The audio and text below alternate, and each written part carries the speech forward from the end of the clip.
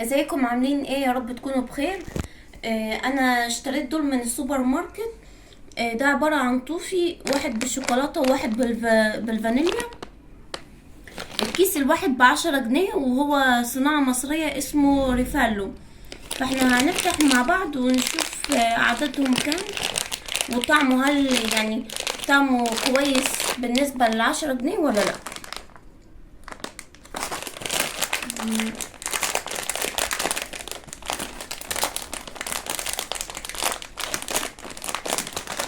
دي المعلومات الغذائية بتاعته. نفتح اول كيس ونبدأ.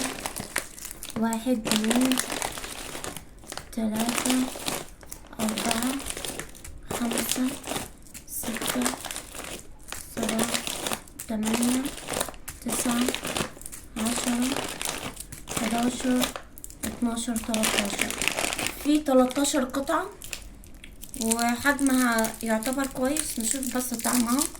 هي عبارة عن كده من جوه، يعني شكلها حلو، ومحشية من جوه شوكولاتة.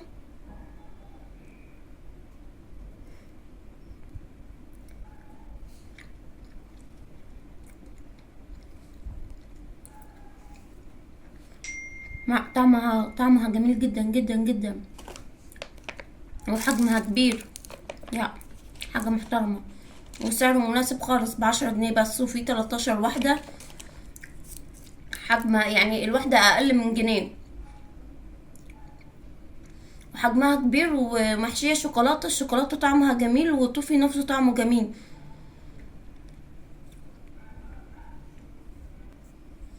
يا جماعة، لو أي حد لقاه في السوبر ماركت يشتريه على طول ب10 جنيه.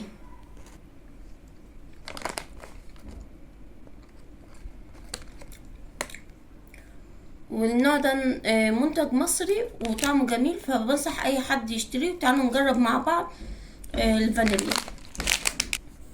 هنفتح دلوقتي مع بعض الفانيليا.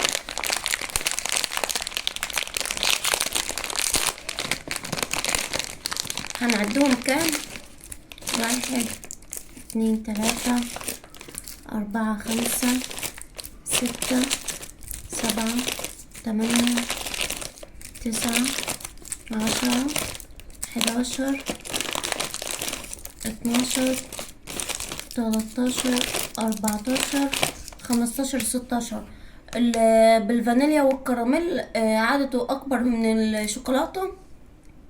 الشوكولاتة طلعوا 13 واحدة، الفانيليا طلعت 16 واحدة. هنفتح مع بعض واحدة ونجربها. حجمها برضو حلو، ونفس السعر، نفس السعر 10 جنيه.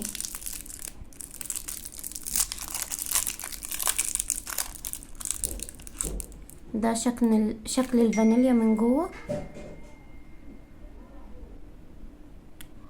وده الحشو بتاعها.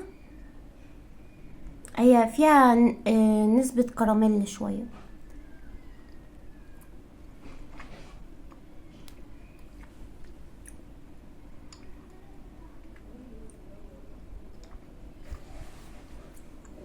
لا، خطير يا جماعة. طعمه جميل جدا. طعمه زي الطوفي اللي بلبن. طعمه حلو خالص، والشوكولاتة برضو طعمه خطير. فانا بنصح اي حد لو لقاهم في اي سوبر ماركت يشتريهم. الكيس ب10 جنيه. الشوكولاتة كان فيها 13 قطعة، والفانيليا كان فيها 16 قطعة بس. ولو عجبكم الفيديو ما تنسوش الشير واللايك، واستنوني في الفيديوهات الجاية.